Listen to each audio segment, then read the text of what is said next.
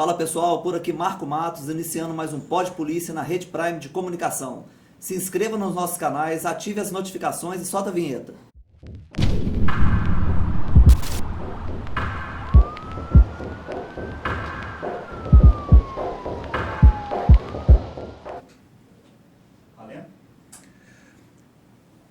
Olá, obrigado por estarem nos acompanhando aqui no Pod Polícia.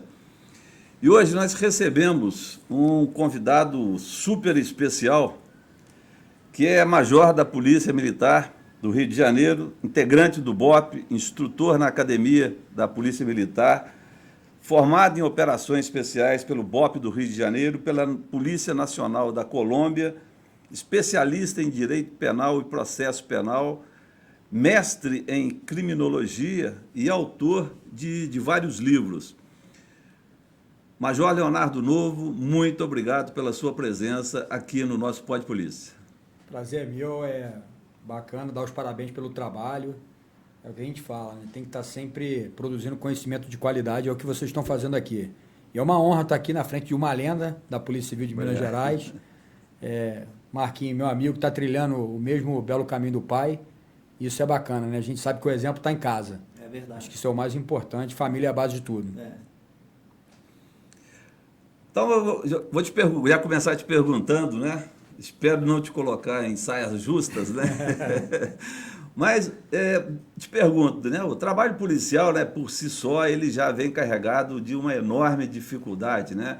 Principalmente quando a gente fala, vou entrar na polícia, e seus pais não forem policiais, né? Cria um caos na família, né?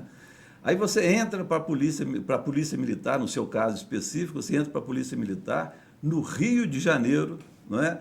E, de repente, no Rio de Janeiro, na Polícia Militar, você se habilita a trabalhar no BOPE, né? O BOPE, que é uma equipe reconhecida internacionalmente como a melhor equipe de combate urbano em ambiente conflagrado, né? Eu te pergunto, né, como é que alguém se voluntaria para, primeiro, fazer o COESP, né, que é um curso extremamente extenuante, cansativo, dá vontade todo dia de desistir, tocar o sino, né, dá vontade de tocar o sino, sair daquele curso, né, para enfrentar depois, né, as maiores dificuldades ainda no Rio de Janeiro, combatendo os narcotraficantes que tem ali no Rio de Janeiro, e onde eles têm um poder de fogo, às vezes, até maior do que o da polícia, né? O que seria, o que te leva a trabalhar num grupo de operações especiais do BOPE, por exemplo? Seria isso um propósito de vida? Sim, sim. Eu sempre gosto de dizer nas minhas aulas, nas minhas palestras, que polícia não é emprego, polícia é sacerdócio. Então, aquele indivíduo, né, que decide abrir mão, né, e está disponibilizando os bens mais importantes que um ser humano tem, que é a vida e a liberdade, constantemente, só por esse motivo a gente já tem que respeitar, né? E foi engraçado uma coisa que o senhor falou aqui em relação ao COESP. É verdade, o COESP a gente pensa em pedir para ir embora todo dia. E eu tinha uma estratégia no COESP que funcionou. Foi o seguinte, eu falava assim, vou pedir para ir embora amanhã. E aí eu sobrevivia mais um dia, e nesse amanhã eu me formei e cheguei à conclusão. E no início foi bem difícil, porque eu sou de uma família que não tem policiais. A minha mãe, que foi a maior incentivadora, ela é oficial de justiça e trabalhou no crime. Eu acho que isso aí... Minha mãe trabalhou no crime a vida inteira e eu estava acostumado a ver minha mãe em determinados momentos portando arma, né, e tal, sempre com 38 dentro da bolsa. Eu acho que aquilo ali me incentivou muito. Mas eu sou um cara hiperativo, assim. Eu não consigo, se quer me matar, é você me colocar para fazer a mesma coisa todo dia. E a Polícia Militar me chamou muito a atenção por essa versatilidade da atividade. Então, um dia eu estou dando instrução, outro dia eu estou operando, outro dia eu estou investigando através de inquérito, outro dia eu sou juiz militar. Então, isso me chamou a atenção na carreira e, de fato, eu entrei para a Polícia Militar para ir para o BOPE. Essa era a minha ideia. Então, no primeiro dia da academia, eu já falei, eu vou ser do BOPE. E consegui. Graças a Deus, aí, muito esforço, muito trabalho, muito apoio, sorte também, porque eu acho que é muito importante. Eu consegui me formar nesse curso. Mas a minha rotina, a minha carreira na polícia, ela não foi aquela de, eu quero ser policial desde pequeno, não. Eu entrei na polícia meio por acaso A minha ideia era fazer medicina, não escondo isso de ninguém inicialmente, mas eu queria ser médico do bombeiro, até por causa dessa minha hiperatividade. Eu queria ser médico da ambulância do bombeiro, eu queria fazer medicina para ficar ali na ambulância pegando os outros quebrados na rua.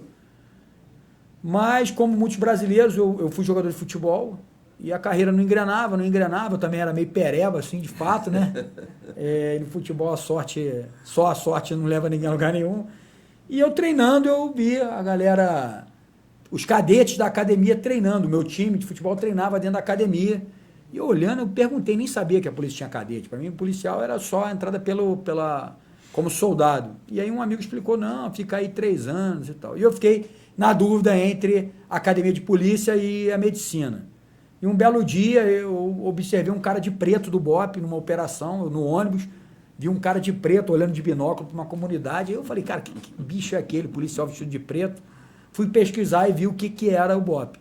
Eu falei, é isso, eu quero isso para minha vida, vou trocar o branco pelo preto. E fiz essa troca e estou muito satisfeito. Minha família no início foi difícil, né, pelos riscos, né, da operação, das operações. E, de fato, eu estou muito satisfeito. Fui buscar dificuldade. Eu acho que a dificuldade fortalece o homem. E eu fui buscar dificuldade. Eu sou de classe média, nunca tive dificuldade na minha vida antes de entrar para a polícia. E fui buscar dificuldade dentro da polícia e não me arrependo, não. Sou um cara extremamente realizado profissionalmente. Beleza. Bacana, viu, Novo? Primeiro eu queria te agradecer. A gente é irmão, a gente é amigo e assim que teve a oportunidade, o Novo está aqui em Belo Horizonte, que estava participando de um seminário que a gente fez na Secretaria de Segurança e ele estava ministrando a palestra lá de Direito Operacional. Então é um orgulho para a gente ter um camarada como você aqui no nosso podcast. Você é uma referência nacional. Você, após ter feito seus cursos de operações especiais, né, formado, como meu pai disse, no BOPE do Rio e na Colômbia, combateu pra caramba e depois você falou, vou estudar, vou me aprofundar nos estudos, no direito, e você sempre fala que o direito é a saída para tudo, né? Sim. E você então começou a se especializar nessa área e hoje você está nacionalmente conhecido também muito pelo seu livro Direito Operacional. Por que você, num determinado tempo da sua carreira, você, ao invés de fazer mais cursos, por exemplo, operacionais, você falou, agora eu vou estudar, vou pesquisar, eu vou entender um pouco mais o nosso ordenamento jurídico. E, isso aí salva os nossos policiais. Quanto mais de lei eu entendo, melhor eu desempenho meu trabalho operacional. Né? Mas o que te levou a isso? Você sair dessa loucura aí de troca de tiros todos os dias para fazer um mergulho na área no ordenamento jurídico? Pergunta bacana, Marquinhos. Por quê? Eu comecei a perceber que o problema era mais profundo do que eu imaginava. E é aquela questão de maturidade, né? Então, eu como tenente no BOPE, eu tinha uma visão muito simplista do problema da segurança pública e do problema da criminalidade violenta. Porque segurança pública é muito mais complexo do que polícia. Então vamos focar aqui na questão da criminalidade violenta. Eu achava que matar resolvia o problema. Era um problema matemático. Então assim, o que eu pensava? Se eu tenho 200 traficantes, eu matando 100, vão ter 100. Só que não parava de aparecer traficante. E eu me colocava em risco, colocava minha equipe em risco. Não que essa atividade não seja importante. Ela é muito importante. Só que você tem que atuar em várias pontas. Só a ponta da repressão não vai resolver o problema, nunca resolveu lugar nenhum e não vai resolver aqui também. Eu só vou ter policial respondendo, só vou ter policial morto, só vou ter policial ferido e o problema só aumenta. E é muito ruim, sabe, Marquinhos? Eu passei por uma experiência, infelizmente mais de uma vez, de ver um policial morrer na minha frente. Isso é a pior coisa que um comandante pode passar. É você não levar a tua tropa de volta para casa, porque essa é a principal missão de um comandante. É levar todo mundo de volta para casa, para sua família. E eu passei por isso uma vez e eu tive uma reflexão. Falei assim, é importante a parte tática, a gente está enfrentando o criminoso de alta periculosidade, que esse camarada só respeita o que tem, ele só vai respeitar a mesma força, mas isso por si só não resolve. E eu comecei a chegar numa fase da minha carreira que eu falava assim, eu tenho que ir mais. Taticamente eu estou bem preparado. 2 cursos de operações especiais, a experiência que eu tive no BOPE. Taticamente eu consigo ali me virar bem na questão. Mas e juridicamente? Juridicamente, eu comecei na função de juiz militar, que é uma função muito especial dos oficiais da Polícia Militar e das Forças Armadas, eu comecei a ver muito policial, ele mesmo se enrolando ali, porque não tinha conhecimentos básicos do direito. E na faculdade de Direito, que eu tive a oportunidade de cursar, eu não aprendi esses conhecimentos básicos e necessários para o dia a dia do policial que está na ponta. Eu falei, eu vou começar a estudar e produzir alguma coisa para ajudar a minha tropa que está ali na ponta da linha. E o próprio Rogério Greco foi um grande incentivador. Então, o direito operacional é isso.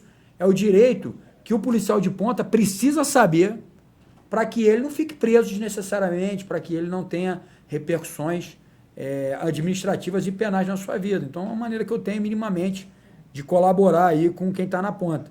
Porque, de fato, o doutrinador de direito, propriamente dito, ele não conhece a atividade policial. Então, você vive numa dicotomia. O cara que faz a doutrina de direito não conhece a atividade policial e o policial, ele não estuda direito como deveria, que é para fazer, né, esse... E eu tentei preencher ali, humildemente, esse espaço que o Rogério já tinha muito produzido aquele livro Atividade Policial. Falei, vamos tentar ajudar de alguma maneira e estou nessa referência. Sou referência de nada, mas estou tentando ali aos poucos colaborar de uma maneira muito humilde aí com a tropa.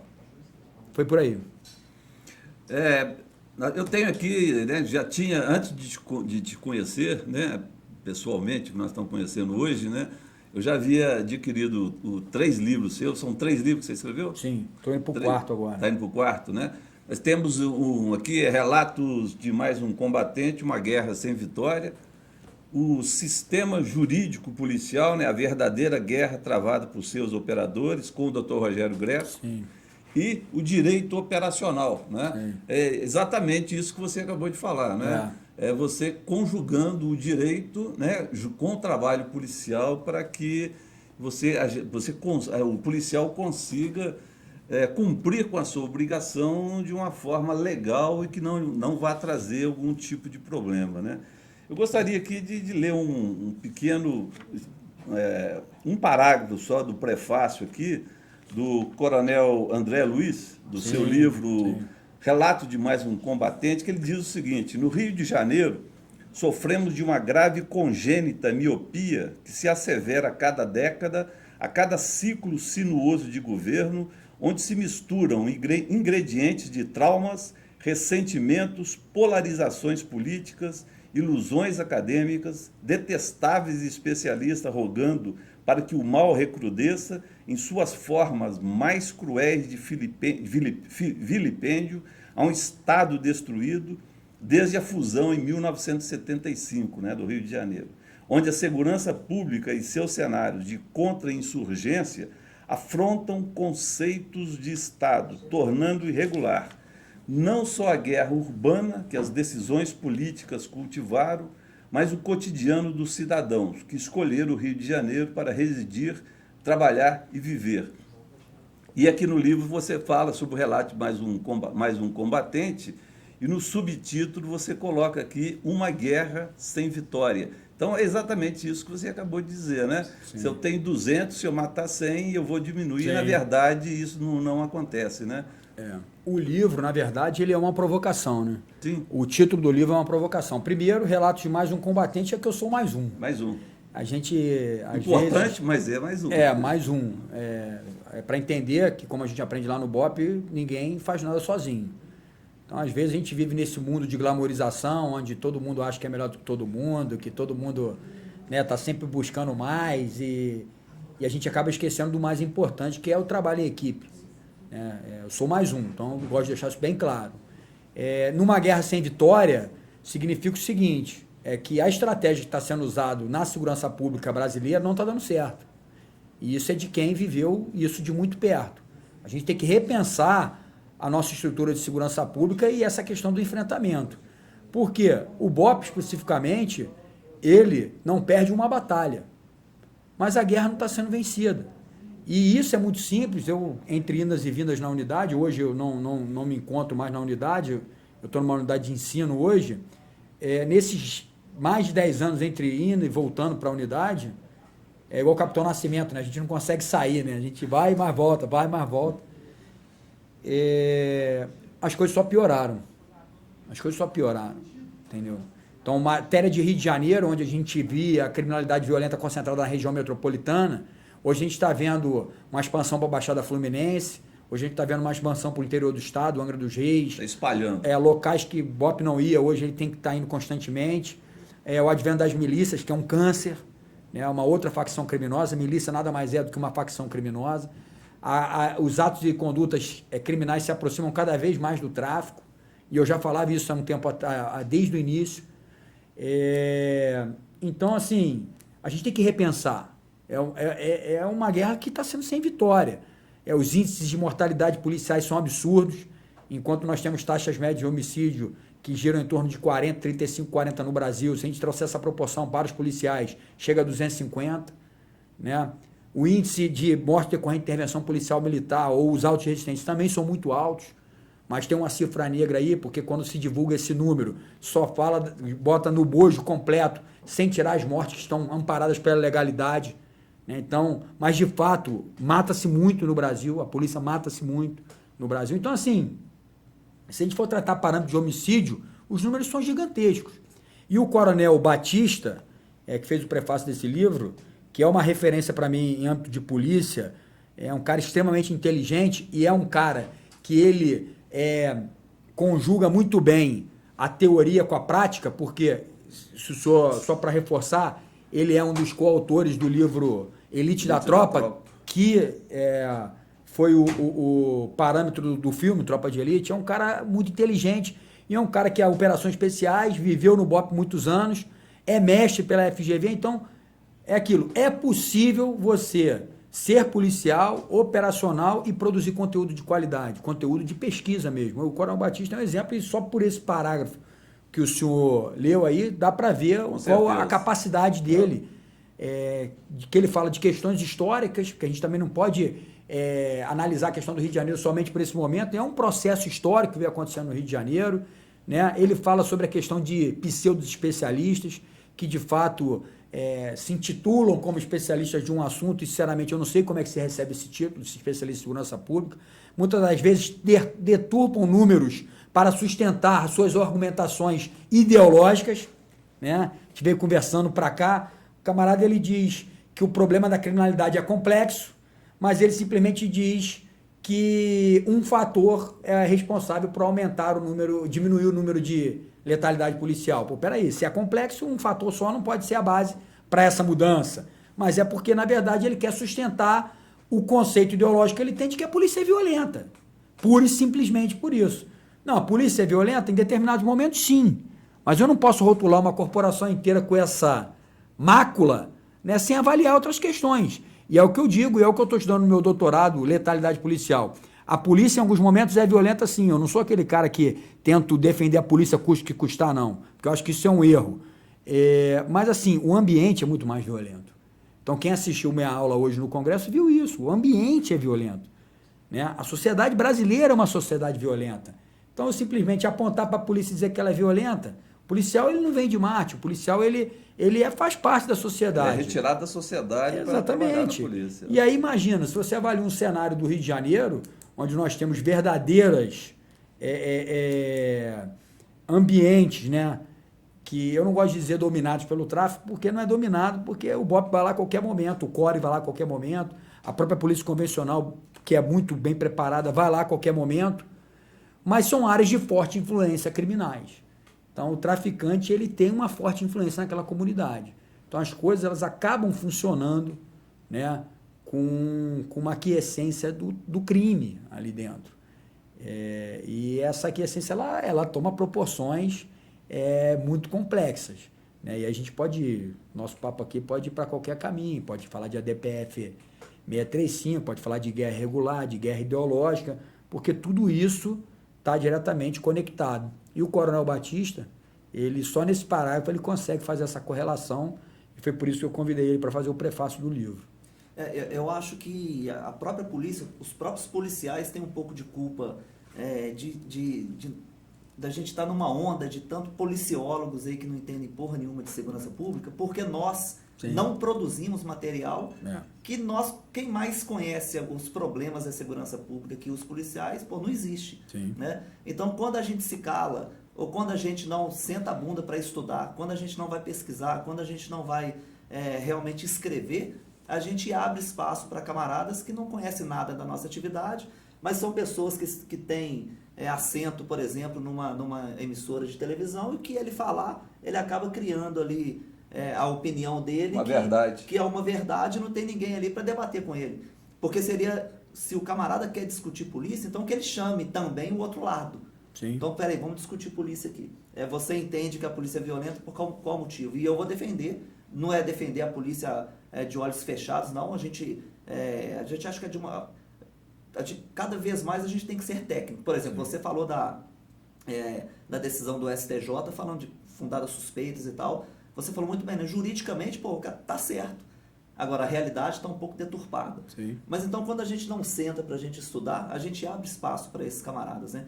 E o Brasil, a guerra da Síria, por exemplo, em 10 anos morreram cerca de 550, 600 mil pessoas na guerra da Síria. Sim. Em 10 anos aqui no Brasil, morreram cerca de 600 mil pessoas também. E a gente não está numa guerra civil declarada, nem uma guerra irregular declarada.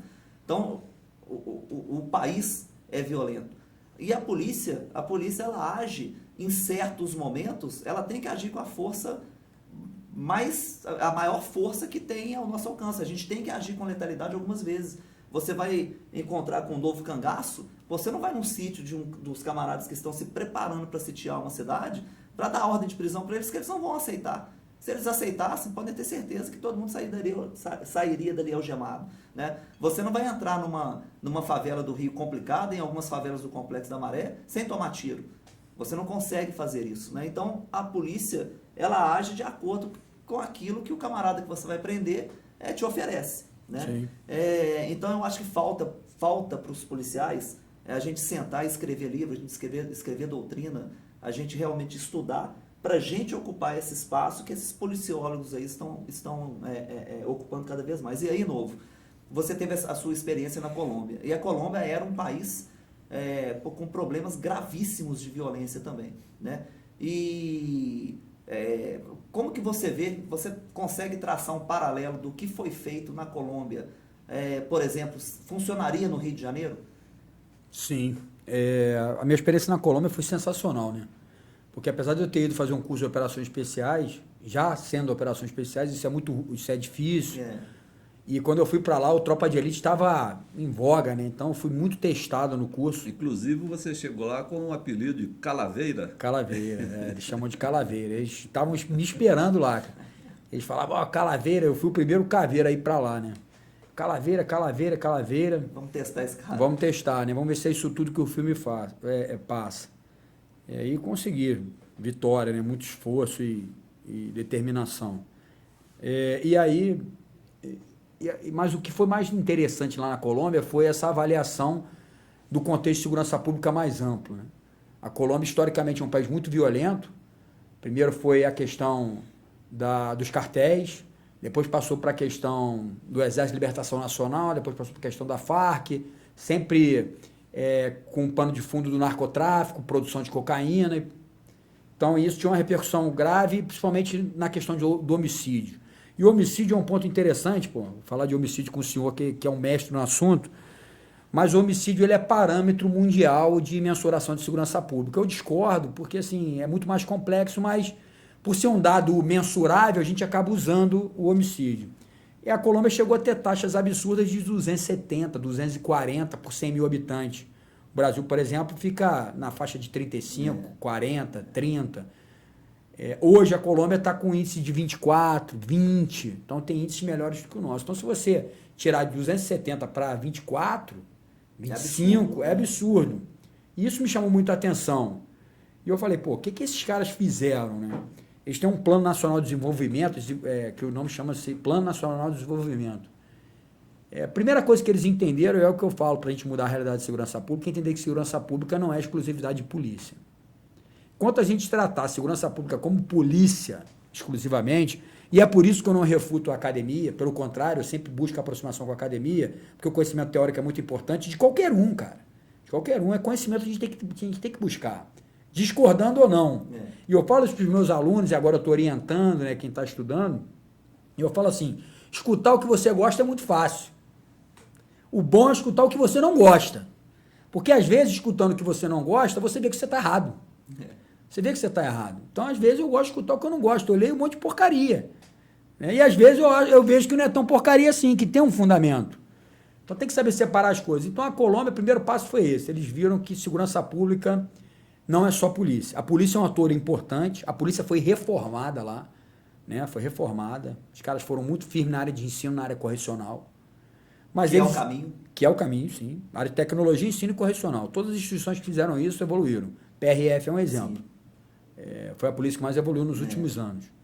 Que investiu nessas áreas. Só que eles investiram em infraestrutura, investiram em educação, investiram nas questões de planejamento urbano, investiram em fatores muito mais complexos. Então tem um dado interessante que pouca gente sabe. Medellín foi, até pouco tempo, era a cidade que tinha o maior índice de bibliotecas por habitante.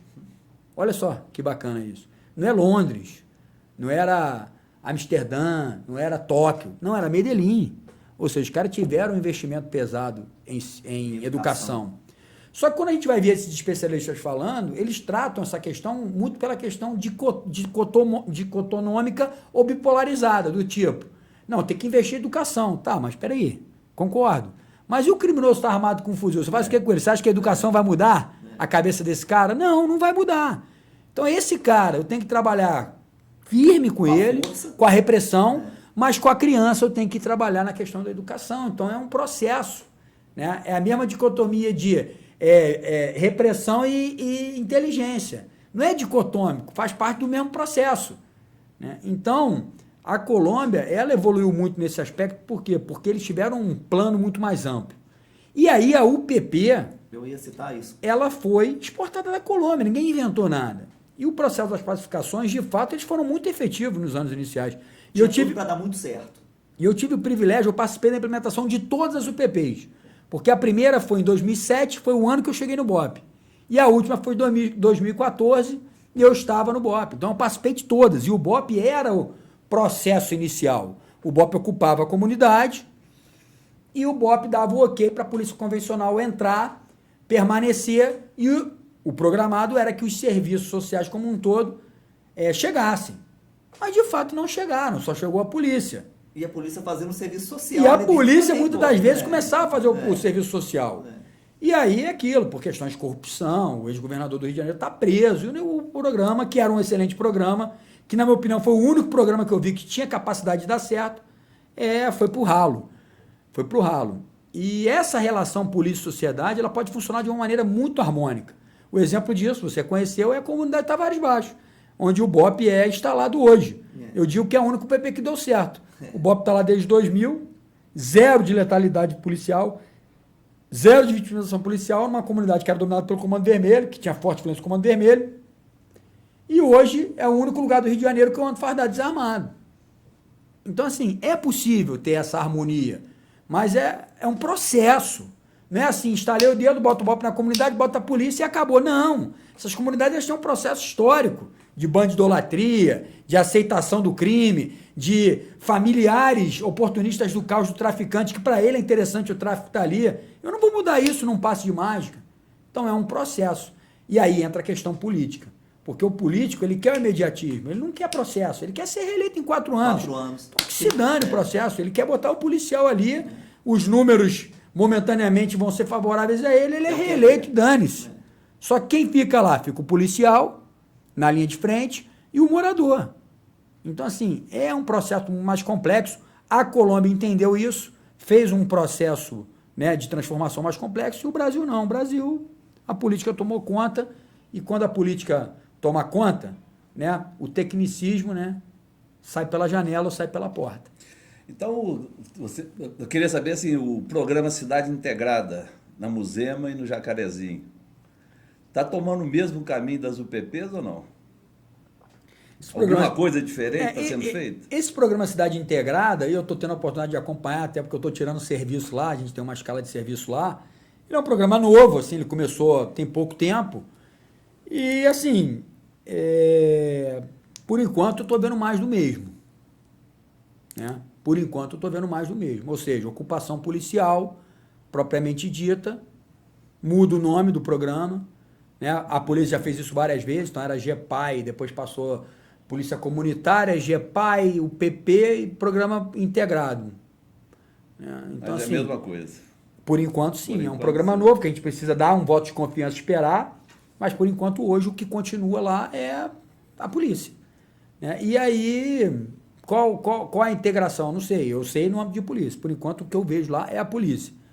Então a gente tem que dar um voto de confiança, esperar, né? Mas assim, coloca meia dúzia de container lá com um novo nome, o policial lá, e a comunidade continua com as mesmas mazelas.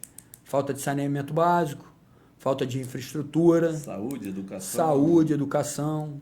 Né? Então, assim, eu gosto de ver o problema sempre pela perspectiva multifatorial e sistêmica. Eu não gosto de pontuar a polícia como carrasco, a comunidade como boazinha, ou vice-versa. Entendeu? A comunidade... Não, eu acho que nada é 100% bom e nada é 100% ruim. Tem gente na comunidade que é interessante que o tráfico permaneça. Por quê? Porque um cara é um oportunista do caos. O cara é um beneficiário indireto do crime. Seja porque ele não paga luz, porque ele não paga água, porque a desordem ela tomou conta, então para ele se beneficia de alguma maneira com aquilo. Quanto mais desordem, né? melhor. Então, assim, tem de tudo. Tem de tudo. Tem aquele cara que é a maioria, que é o trabalhador, que o cara não quer que os filhos dele sejam criados ali sobre o jugo do traficante. O traficante não é bonzinho, não. Entendeu? O traficante não é bonzinho, não. O traficante, é criminoso e ele fez aquela escolha.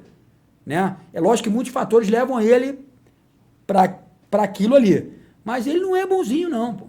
O mal existe e é cruel. Agora, a gente, como poder público, sentido mais amplo, a gente tem que impedir. Né? A criança da Tavares Bastos, ela só viu arma na mão do policial. E ela não quer ser traficante, ela quer ser policial do BOPE. Pô. E vai lá fazer exercício físico. Vai lá, e é isso, é aí que a gente vai vencer essa guerra aí. É com educação, com conscientização das gerações que estão por vir. O camarada que já está com o fuzil na mão ali, sinceramente, com a minha experiência, dificilmente ele vai abandonar aquele fuzil ali. Dificilmente. Então, para esse tem que ter o BOPE, para esse tem que ter o CORE, para esse tem que ter a polícia. E é assim que funciona. Vamos falar um pouco também de polícia, né? Claro. Nós estamos falando aqui meio de maneira genérica. Genérica, né? né? Mas especificamente é interessante, né, você contar uma história pra gente aqui. História não, né? Uma história real, né, que aconteceu com você e que diz respeito àquele famoso caso da retomada do Complexo do Alemão, né? E você estava lá no Complexo do Alemão bem antes daquela retomada televisiva, né? Hollywoodiana, né? Sim. Que aconteceu. Você podia contar pra gente como é que foi? E emendando aí no complexo, nessa retomada. O Estado perdeu uma chance ali de tudo isso que você está falando, porque não foi fácil aquilo que vocês fizeram, né? Sim. O complexo tem, quantos mil habitantes ali? 100 mil, né? 100 mil habitantes. 100 mil é uma né? cidade, né? Naquela época, quantos fuzis não tinham lá dentro, né? E o Estado perdeu essa chance de tudo que você está falando, né? E perdeu uma chance, assim, que se não tiver muito interesse político, Sim. que parece que atualmente não tem, né? Foi uma chance talvez única, né? A Operação do Alemão, ela... Na verdade, eu gosto de dizer que a Operação do Alemão ela começou muito antes. A Operação do Alemão ela é uma prova de que restringir a atividade policial não dá certo. E nós estamos cometendo esse erro de novo. Então, todos os episódios do Rio de Janeiro onde a atividade policial foi restrita, seja por decisão judicial, seja por decisão do Executivo, ou de alguma maneira, a gente pagou um preço caro. Então, naquela época do Alemão, eu me lembro que eu cheguei no BOPE em 2007, teve uma operação no BOPE, teve uma operação grande no Alemão em 2007, e aí, após aquela operação, iniciou-se uma obra no Alemão, que é a obra do PAC, e tinha uma ordem que o BOPE não poderia ir no Alemão, assim, sabe? Entre aspas, uma ordem, né? Então, vocês vão lá, as obras param, então evite ir lá e tal, não sei o quê. Resumo, o Alemão virou o grande QG do Comando Vermelho, né? E os principais líderes de comunidade do Comando Vermelho moravam no Alemão, ou tinham uma casa de veraneio no Alemão e tal. E aquela operação do Alemão, ela meio que foi por acaso. Uma equipe nossa patrulhando numa comunidade próxima ao Alemão, que é o Morro da Chatuba, que é Chatuba, Vila Cruzeiro, Complexo do Alemão. A equipe foi nessa comunidade da Chatuba e entrou numa casa, mais de 20 fuzis, toneladas de maconha, e a equipe entrou e o tráfico quase derrubou a casa com a equipe dentro. E aí os apoios foram chegando, e eu fui o primeiro aí nesse apoio, porque eu já estava de serviço, saindo de 24 horas. E o comandante do rancho virou para mim e falou assim, tá indo embora? Eu falei, tô. Ele, não, pode equipar e partir, porque tem uma equipe nossa lá na Chatuba precisando de apoio. E eu fui. Isso foi na quarta-feira. Chegamos lá na quarta-feira, o comandante virou e falou, vocês têm condições de permanecer nessa comunidade? Porque a gente vai aproveitamento do êxito, e vamos entrar na Vila Cruzeiro no dia seguinte. Então, eu falei, nós temos condições de permanecer aqui. E madrugada inteira de troca de tiro e tal, os criminosos patrulhando atrás das nossas equipes, e a gente lá, e aquele inferno. E no dia seguinte, ele conseguiu um apoio de blindados da Marinha, e nós demos cobertura para que a equipe que estava entrando em serviço, fosse para a Vila Cruzeiro com os blindados da Marinha. E aí teve aquela cena dos indivíduos correndo ali. E aquilo teve uma repercussão muito grande, e o governador à época falou, não, vamos aproveitar que já estamos aqui, vamos virar da Vila Cruzeiro para o Alemão. E aí a operação foi se desdobrando, e aí virou aquela operação cinematográfica de domingo, e foi muito engraçado, aconteceu um fato ali interessante, que a nossa equipe ela foi a primeira a entrar ali no domingo. O comandante virou e falou o seguinte, vai vocês antes e tal, ocupa lá o alto lá, a Pedra do Sapo e tal, porque vai ser um circo e os caras vão entrar. E aí nós entramos por volta de 4 horas. Quando a gente tiraram a bandeira, a gente já estava lá, tinha horas, né? E aí a gente sentado lá e lá de cima vendo, né? As outras equipes entrando e a Globo transmitindo como se fosse um momento histórico. Porque aí, oportunismo, né? Ou seja, nunca apoiaram a operação policial, né? E aí naquele momento, não, vamos lá, momento de retomada e tal. E a gente sentado lá de cima olhando aquilo. E eu desde quarta-feira operando lá um inferno desgraçado, né? Operações 72 horas praticamente de operações ininterruptas. Nós ficamos 72 horas dentro, sem sair da comunidade. A equipe, né? A primeira e a segunda equipe que chegaram no terreno. A alimentação era na comunidade, tudo era na comunidade. E foi uma operação bem complexa, que eu acho que em poucos momentos o BOPE usou a capacidade máxima dele. E depois chegaram, né, as outras equipes policiais para dar o apoio. Mas, como você disse, perdeu a oportunidade sim. Hoje lá a situação está bem crítica.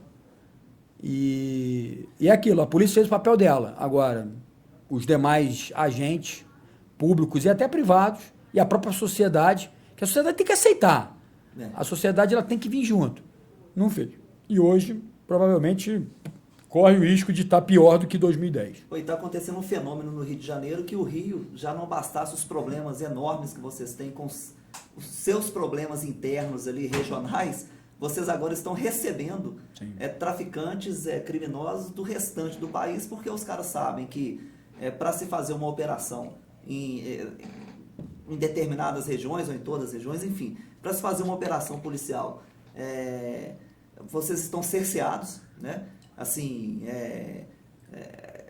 tem uma dificuldade enorme para você deflagrar uma operação, então os caras estão se sentindo seguros lá.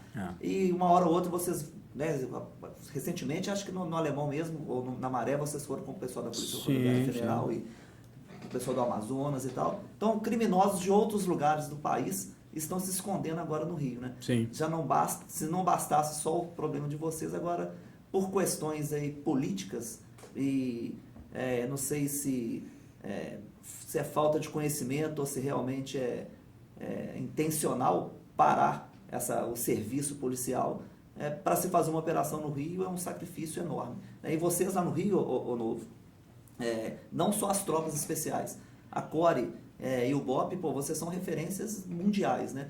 Mas os policiais regulares ali do Rio são heróis de guerra. Os caras trabalham com equipe reduzidas, eles trabalham com equipamentos que não são os equipamentos adequados e tal, aquele batalhão que tem ali o 22, né? Tá dentro ali da maré, né? Sim. E no dia a dia patrulhando e encontrando, trombando com esse pessoal aí armado de fuzil. O Rio de Janeiro é talvez a única realidade policial do mundo que policiais necessitam de helicópteros blindados. Sim. E veículos blindados para adentrar em locais que o Estado deveria estar. Né? A gente vê isso em guerras declaradas e tal. Então vocês são verdadeiros assim, heróis de guerra. Sempre que a gente pode falar aqui dos policiais do Rio, a gente fala porque vocês se machucam, né? Tem um ponto fundamental que você falou aí, Marquinhos. O que tem de mais importante na polícia são as tropas convencionais. Porque elas que estão em contato direto prestando o serviço. Então, assim, é o camarada que está ali no setorzinho de RP, ele mais um, esse cara tem que tirar o chapéu para ele. Porque, assim, combater no BOPE, eu tenho uma equipe de 8 homens altamente preparados, bem equipados. Então, a gente tem que estar sempre valorizando esses caras que estão na ponta ali, porque o cara ficar 24 horas no serviço, 12 horas no serviço de madrugada no Rio de Janeiro, o cara tem que ter culhão, cara. E um exemplo interessante, logo após a operação do Alemão, teve uma equipe de reportagem, policiais da Alemanha vieram fazer uma visita e eles foram conhecer os policiais, queriam conhecer unidades convencionais. E eu tive o privilégio de levar eles lá no 16º Batalhão, que é o batalhão ali do Alemão mesmo, e os camaradas, eles falaram assim, cara, aí um repórter, né, malandro, né, ele perguntou o que ele queria, mas ouviu o que ele não queria. Ele perguntou que nota o policial alemão dava para os policiais do 16. E ele falou 10. Sim, sem pestanejar. E por que isso? E a resposta dele foi o seguinte, fazer o que eles fazem com os meios que eles têm... Não é para qualquer um. Não é para qualquer um. Então, essa questão é um ponto muito importante, porque às vezes eu falo muito do BOPE, porque é a minha realidade. Eu passei praticamente a vida inteira no BOPE e no batalhão de choque, entendeu? Mas, assim, o que tem de melhor na polícia do Rio de Janeiro, de fato, é a tropa convencional, porque fazer o que esses caras fazem é motivo de orgulho e pertencer a essa corporação. Tem um outro ponto que você falou ali, cara, que eu acabei me perdendo aqui na minha linha de raciocínio, mas... em relação ao Rio de Janeiro, né? Isso é uma leitura equivocada da DPF 635. Porque a DPF 635, ela diz que as operações deverão ser realizadas somente em questões de excepcionalidade. Eu sou estudante de Direito, né? Não sou doutrinador, eu estou estudando ainda, estou aprendendo. E eu digo o seguinte, o Rio de Janeiro é excepcional, por si só. Então essa decisão, nada, porque um indivíduo que está armado de fuzil já é excepcional. Né? Já é excepcional. É uma condição excepcional. Imagina 5, 10, 20, 30. Então não tem, é excepcional, ponto. Faz a operação e justifica para o Ministério Público depois. Na prática não mudou nada. Só que a imprensa, parte da imprensa tendenciosa, começou a divulgar isso aos 4 cantos, dizendo que as operações estavam limitadas, que as operações estavam proibidas. E o policial internaliza isso. E foi que eu, dando aula, eu falei, olha só, meu amigo, vamos lá. O ordenamento jurídico diz que você, como agente garantidor, você é obrigado a agir. Primeiro ponto. Segundo, o Código de Processo Penal diz, e a Constituição também, diz o seguinte, o teu flagrante é compulsório, ele não é facultativo. Então, se você tem alguém em flagrante, o indivíduo está traficando, o indivíduo está portando arma, ele está em flagrante. Então, você tem a obrigação de prendê-lo. E o Instituto, né, que esses indivíduos, né, de viés ideológico odeiam, mas que ele é fundamental para a nossa estrutura, que é o poder de polícia, ele é discricionário. Então imagina a cabeça do meu policial, que tem um fundamento legal e jurídico, dizendo para ele, meu filho, você tem que atuar, você é obrigado a atuar, você tem o poder de polícia, você decide, e vem uma decisão judicial dizendo o seguinte, não, meu amigo, não pode. E a DPF 635, ela é um esdrúxulo jurídico por um motivo. Não houve debate. É só você olhar a figura do amigo escuro. Quem são os amigos escuros? Somente um lado do argumento. É o cara que ele é radicalmente contrário à atuação policial. É o cara que diz que a polícia é violenta por si só. E o outro lado? E o especialista em atividade policial? E o policial? E o promotor de justiça, e o delegado, esse lado não foi ouvido. Então, assim, de fato, a DPF 635, no meu humilde ponto de vista, como estudante de direito, não muda nada. Por quê? Porque se o motivo das operações só a excepcionalidade, não tem nada mais excepcional que o Rio de Janeiro. E aí, essa divulgação começou a chegar nos outros estados. Então, assim, tu apertou o cara do CV lá do Acre, o camarada faz o quê? Opa, vou pro Rio de Janeiro, porque tá proibido operar. Não tá proibido operar. Não tá proibido. Tem que justificar. Não tá proibido operar. Então, isso chegou nos policiais e chegou aonde? Também nos criminosos. Entendeu? Chegou nos criminosos. E os caras começaram a vir pro Rio de Janeiro. E isso é um perigo para quem? Para os outros estados, porque é a globalização do crime. Então, o cara vai lá no Rio de Janeiro, faz um estágio do Comando Vermelho no Alemão e volta para cá com uma série de novas condutas criminosas, né? Então, assim, é um perigo, o crime se globaliza, o crime troca informação constantemente e a gente, por vezes, fica retraído dentro das nossas instituições, nos estados, né? Nas polícias especificamente, e isso a gente vai pagar um preço caro em relação a isso. Policiais, né? Policiais do BOP, principalmente, né? Um grupo de operações especiais normalmente são revestidos de uma enorme coragem pessoal, não é? Então, lá no Rio de Janeiro, por exemplo, vocês enfrentam cotidianamente, né, bandos armados praticamente quase todos os dias, né? E vocês estão sempre seguindo, indo em frente, e vocês não recuam. Conta pra gente aí uma fuga desesperada que vocês realizaram quando se encontraram com um jacaré dentro de um rio. Essa história é muito boa, né? Essa história é sensacional, porque a atividade policial ela te proporciona coisas que nenhuma outra profissão. O policial é brabo pra caramba, né? Mas em alguns momentos, né? A gente recebeu uma informação de que criminosos estavam escondendo fuzis numa área de charco e num rio. E aí o policial ele dá o jeito dele, né? Eu gosto de dizer que nós somos a única instituição que a gente dá o jeito. As outras é o seguinte, não tem meios, eu não faço. O policial não tem meio, ele bota dinheiro. Eu fico muito indignado quando acusam a polícia de corrupta, né? Nós temos episódios de corrupção na polícia, é fato, né? Mas temos em qualquer outro lugar, né? E aí quando você coloca essa...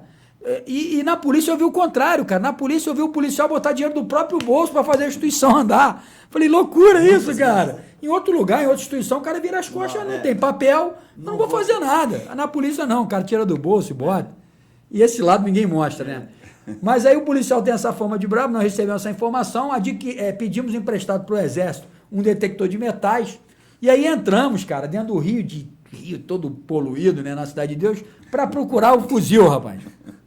Tem fuzil aí dentro desse rio e tal. Vamos procurar. Vamos achar o fuzil. Pipipi apitou um bujão de gás.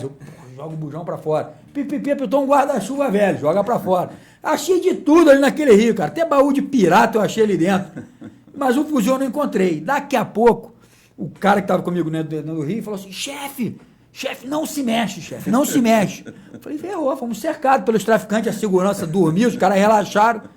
Quando eu olha ali, chefe, quando ele apontou, rapaz, um jacaré, cara, que é o bairro de Jacarepaguá, que foi o bairro que eu fui criado, o nome é Jacarepaguá porque é lugar de jacaré. Um jacaré, rapaz, parecia até que ele é australiano. E ele me olhando, piscava o olho assim, cara, que sensação ruim. E aí o inteligente do policial, o que ele fez? Pô, eu tô olhando o inimigo, ele tá me olhando, tá ótimo. Ele me pega um galho e joga no jacaré. Quando ele joga o galho no jacaré, o jacaré some, pô, o jacaré afunda. E aí, cara, quando o jacaré afundou, foi automático, né? Foi um monte de polícia brabo com fuzil 762 na bandoleira, correndo, pulando de dentro do rio, porque, pô, pra jacaré a gente não banca não, meu irmão, é melhor sair fora. E essa história eu conto no livro, né? E é muito bacana, assim, a gente mostrar que a polícia não é só coisa ruim, né? Tem muita coisa boa. E eu sou um cara bem-humorado, você que me conhece, né, Marquinhos? Sabe que eu gosto de estar sempre brincando, porque brincando a gente aprende as coisas. Então, essa história do livro foi legal o senhor ter destacado. Eu não imaginava que viria essa. Imaginava que viria outras aí. Outras coisas mais...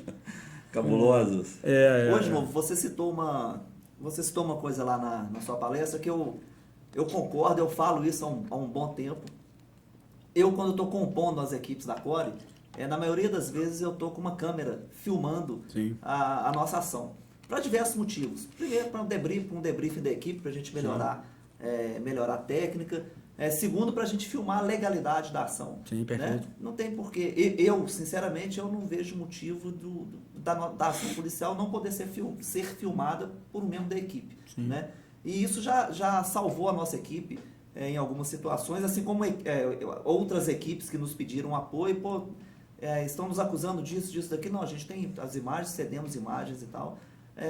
Eu já sei a sua opinião, mas eu queria que você falasse um pouco disso. Porque eu não vejo problema nenhum do policial ter no seu colete, acoplado ao seu colete, uma câmera filmando a sua ação. Sou extremamente favorável. Extremamente favorável. Eu acho que isso legitima a ação policial, isso facilita a produção de provas. No momento hoje que a gente tem um fenômeno de cada vez mais de desconstrução do Instituto da Fé Pública. Então a gente aprendeu o quê? A palavra do policial, né? Por ser agente público, tem um peso maior. Isso é o contrário, você como policial, na dúvida, você cometeu crime por questões muito mais amplas, de bandidolatria, como a gente explicou aqui, de guerra ideológica. Então assim, eu desde 2010 eu faço isso. Desde 2010. Né? E nunca foi para divulgar no YouTube, nunca fiz isso, porque eu acho que esse não é o caminho. Eu tenho guardado comigo, uso em instruções, né, em ambientes controlados e tal. Não tenho pretensão nenhuma de ser youtuber, não tenho pretensão nenhuma, eu respeito quem segue esse caminho, não é a minha pegada, mas sou extremamente favorável, por quê? Pela questão da produção de prova a favor do policial. Então, para o policial que trabalha dentro da técnica e da legalidade, são os dois parâmetros básicos da atividade policial, técnica e legalidade, não tem problema nenhum. Então, assim, numa questão prática, onde o criminoso foi morto em decorrência da ação policial e ele não realizou disparo nenhum, e aí, quando começarem a alegar que foi uma execução, tu vai e mostra o vídeo, que você foi mais rápido do criminoso, até porque a legítima defesa ela é real e iminente. Então, eu vou atirar nele antes dele atirar em mim. Então, a câmera ela vai provar isso. Né? Ela vai provar que a equipe policial, de fato, foi atacada. Ela vai provar, de fato, que a equipe policial ela é agredida a todo momento. E não é a equipe policial que inicia o confronto. Então, a câmera ela é uma vantagem para o policial. Teve um caso interessante que eu até conto no livro, na época das manifestações populares, né, em 2013. É uma situação bizarra, cara, que aconteceu comigo com a equipe do Choque, onde a gente estava passando um indivíduo, um senhor de idade, cara. Ele simplesmente fez um gesto obsceno para a equipe. Aqui, Choque, meteu a mão nos documentos dele e mostrou pra gente. E eu fui lá, ADS preso por desacato. O crime de desacato ele não é só na modalidade falada. Então fui lá, prendi o indivíduo, a população cercou a equipe do Choque, dizendo que era um absurdo, que a gente estava prendendo um senhor de idade. E na delegacia eu fui questionado, porque ali era a minha palavra contra a do cara. Pô, mas aconteceu isso mesmo? Eu fui lá e disponibilizei a imagem e pronto, está resolvido o problema ali. Então, assim, é uma vantagem para o policial, a gente tem que fomentar isso nos policiais, né? É lógico que isso tem que ser, tem que ter limite, claro, né? Isso tem que ter controle, né? Isso tem que ter uma série de questões que a gente tem que debater. A Polícia de São Paulo, Santa Catarina são pioneiras nisso, mas assim, a câmera é uma vantagem. Eu defendo isso em gênero, número e grau. Para o policial que trabalha dentro da técnica da legalidade, isso é muito bom. E falando de imagens, né, enfim, o filme Tropa de Elite. Inicialmente, pelo que eu sei, a tropa, né, o batalhão não viu com bons olhos no começo ali, mas depois eu acho, olhando de fora, eu acho que trouxe uma visibilidade positiva muito grande para o BOPE, e isso eu olhando de fora sem fazer parte da equipe. Para vocês,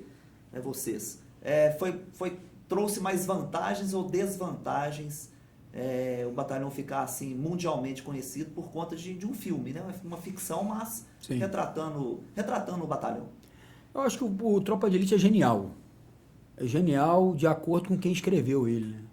É o Coronel Batista, o próprio Pimentel. Os caras são acima da média. O filme é genial, até que é o sucesso que é. É aquele filme que tá passando, tu para ver, né? Só que tem pontos positivos e negativos.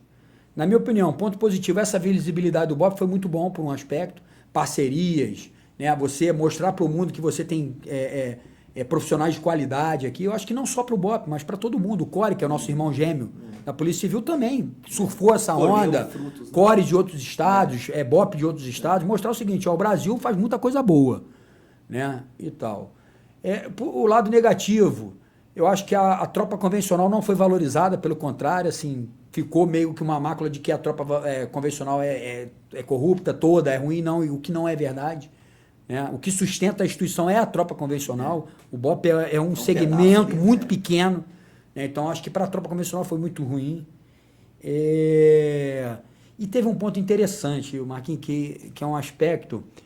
Eu, como juiz militar, uma vez, eu estou lá no Conselho de Justiça e um ator do sistema persecutório, não vou dizer qual foi, né, um operador do direito, ele soltou o seguinte, era um processo de tortura, que tinha tortura no meio ali, não era só de tortura, mas tinha uma acusação de tortura, e o determinado virou e falou assim, não, mas isso aí no BOP é normal, porque eles aprendem isso. Olha que loucura, cara, entendeu?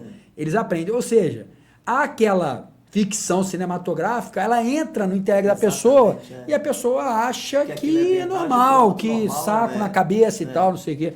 Então isso eu acho que é um ponto negativo. E eu até conversei com ele lá, falei, doutor, convido o senhor para ir no BOP, porque assim, eu não aprendi isso lá e, sinceramente, se acontecer, eu vou tomar as providências, porque não é isso, meu batalhão não é isso. Então, assim, como tudo na vida, Marquinhos, eu gosto de pensar assim, tem a perspectiva positiva e tem a perspectiva negativa. O Tropa de Elite tem um pouco de cada coisa. Bacana. E com relação, tem coisas positivas, tem coisas negativas, né? Você fez uma live agora, por esses dias, com relação àquela decisão do STJ no que diz respeito à ilegalidade da revista policial na busca pessoal, Sim. não é? Como é que você se posiciona nesse sentido? Foi o que eu debati até hoje na aula. A decisão juridicamente ela é acertada. Juridicamente. Vou tomar pedrada, mas eu estou acostumado e não me incomodo com isso, não. A decisão juridicamente, ponto, ela é acertada. Entretanto, a lei de introdução ao direito brasileiro, que é uma lei importantíssima que os juristas praticamente abandonam, ela diz claramente que o direito, a lei, ela existe com um propósito, que é o quê? É estabilidade social, ela tem que estar adequada diretamente com a realidade. Essa decisão está totalmente afastada. Agora, é muito mais fácil eu apontar para o outro e dizer que ele está errado, exemplo, o ministro, a decisão dele é equivocada e tal, e não analisar a minha conduta. Por quê? De fato, o STJ, nas decisões deles, eles confundem reiteradamente dois conceitos importantíssimos, que é a fundada suspeita e a fundada razões, que são conceitos jurídicos completamente diferentes. Então eles trocam, toda hora eles trocam isso e tal. O conceito de fundada razões ele é muito mais amplo, porque ele ataca um direito muito mais latente, que é o direito à violabilidade do domicílio. Então, se o indivíduo está na via pública, o direito dele é menos importante, porque ele está na via pública. Agora, o que chama a atenção é que, de fato, a justificativa, no caso concreto, foi superficial. E aí que entra o direito operacional. Preparar o policial para que ele justifique melhor o que é fundada suspeita. Porque, assim, vou dar um exemplo concreto que foi o que aconteceu nesse caso. A simples alegação de que o indivíduo ficou nervoso com a aproximação da polícia, no meu ponto de vista, não fundamenta e não sustenta a restrição do direito, que é o direito à intimidade ou o direito de locomoção. Porque eu, como policial, em determinadas abordagens, eu também fico nervoso. Então, isso por si só não fundamenta. Então, isso cabe ao policial estar mais preparado, estudar mais e fundamentar melhor. Porque se ele, lá no início, não produz a prova com eficiência, quando chegar lá na frente, na fase de argumentação jurídica, que normalmente é nos tribunais superiores, uma argumentação de mais qualidade, ele vai acabar com a ocorrência dele. E um criminoso, que no caso era um criminoso, porque o flagrante foi comprovado, vai ser solto. Então, a produção de prova ela é fundamental para quem? Para quem está desde o início. Porque senão a gente vai esbarrar na teoria conhecida por todos, que é a teoria, né, do fruto da árvore envenenada. Então, a gente tem uma linha temporal que a gente precisa estar atento. Já está terminando aqui, vou querer só fechar aqui com a pergunta, né? Senão o Coronel Nunes te prende. Não, e o voo, né, meu irmão? Você vai ter que arrumar outro voo aí na sua frente aí, meu. Eu chego em casa e vou apanhar ainda, hein? Vamos imaginar que o Major Leonardo Novo, né, coronel daqui um futuro próximo, né? Aí você pira, ficou doido, ficou maluco e de repente você resolve se candidatar a governador do Rio de Janeiro. O que você faria em relação à segurança pública do Rio de Janeiro? Pô, essa aí eu acho que foi a maior pedrada que eu tomei. Eu fico bem tranquilo porque isso não vai acontecer. Não vai acontecer mais. Né? Quiçá coronel, mas governador menos ainda, porque eu sou aquele cara que fala a verdade. E muitas das vezes a gente não gosta de escutar a verdade. Eu acho que o problema de segurança pública ele tem solução, mas o governador ele vai iniciar o processo. Não vai ser ele que vai resolver. Então ele vai iniciar esse processo. Eu acho que o primeiro passo, a polícia, tanto a civil quanto a militar, ela precisa de uma reestruturação. A polícia precisa ser reestruturada em vários aspectos, administrativos, correcionais, de ensino, para que ela passe a prestar um serviço melhor e passe a resgatar a confiabilidade da população. Isso é muito importante. Confiança é fundamental nessa relação. Então, em relação ao nível de polícia.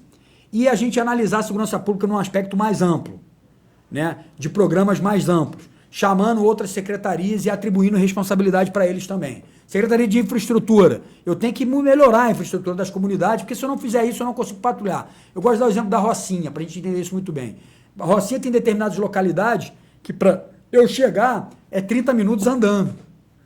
Como é que eu faço policiamento nesse setor? Não faço. Então eu tenho que repensar numa reestruturação, né? E aí é iniciar o programa. É iniciar um programa de reestruturação que o governador não vai terminar. Vai ser o próximo e tem que deixar isso consolidado, né? Fazer parceria com a União, rever questões legislativas, ver questão de financiamento, porque também não adianta você ter projeto, não ter quem financie, não ter de onde tirar dinheiro. Então, assim, isso daria uma live só para falar disso. Mas o que eu faria? Eu iniciaria um processo de reestruturação nas polícias, chamaria outras secretarias, buscaria conhecimento da academia, né, porque eles têm muita fundamentação, e falaria, ó, o problema é de todo mundo, não é só meu não, e não é só da polícia não. Vamos começar a avaliar isso por outra perspectiva mais ampla. Seria essa aí, basicamente. Porque não é a polícia que resolve. Porque a polícia ela vai agir depois que a pessoa se tornou marginal, né? Sim. E o Estado deveria tratar desse marginal quando ainda era criança, né, para que não se chegasse àquela situação. Né? Exatamente. A gente poderia ficar aqui 10 horas. Eu fiquei 6, né? Lá no 6 Glauber, né? Mas hoje não dá, 10, infelizmente. A gente mas volta, outra bate um oportunidade papo. A gente faz uns Sim, 2 com ou 3 certeza. aí. A gente queria te agradecer. Você, enriqueceu pra caramba o nosso podcast, que foi rápido, 1 horinha. Sim. Mas, brigadão, meu irmão. E as portas estão abertas aqui. Espero que você volte rapidamente para a gente fazer novos seminários, novas palestras aí e bater papo.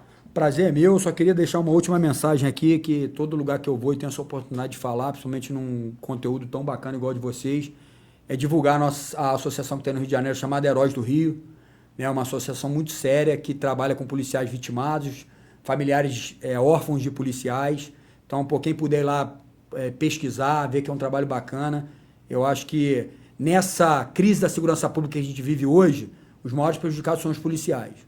Né? Às vezes isso é pouco divulgado, os números dizem isso. Né? Então os especialistas gostam tanto de números, mas alguns números eles omitem. Então, assim, essa associação é muito bacana, né? A gente tenta ajudar sempre que possível e eu ajudo divulgando. Né? É uma questão chata, porque eu não estou aqui para ficar fazendo propaganda minha, até porque, como eu falei, eu não sou referência de nada, mas os 3 livros, né? Os meus 3 livros, todos os direitos são voltados para essa instituição. Então, o pouco que eu ganho aqui com os meus livrinhos aqui é uma maneira humilde que eu tenho de ajudar. O Sistema Jurídico Policial, que foi o último livro, né?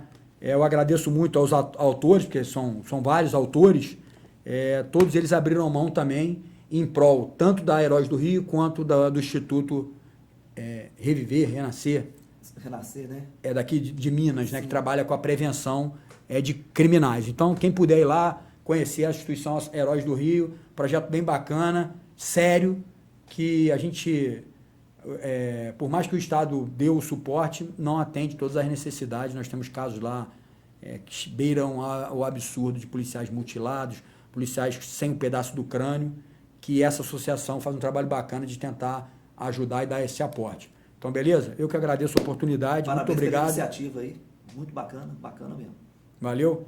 Obrigadão, foi um prazerão te conhecer. Prazer é meu conhecer essa lenda aí da Polícia Civil de Minas Gerais. Pessoal, força e honra, Caveira, vamos em frente. Valeu, pessoal. Obrigado.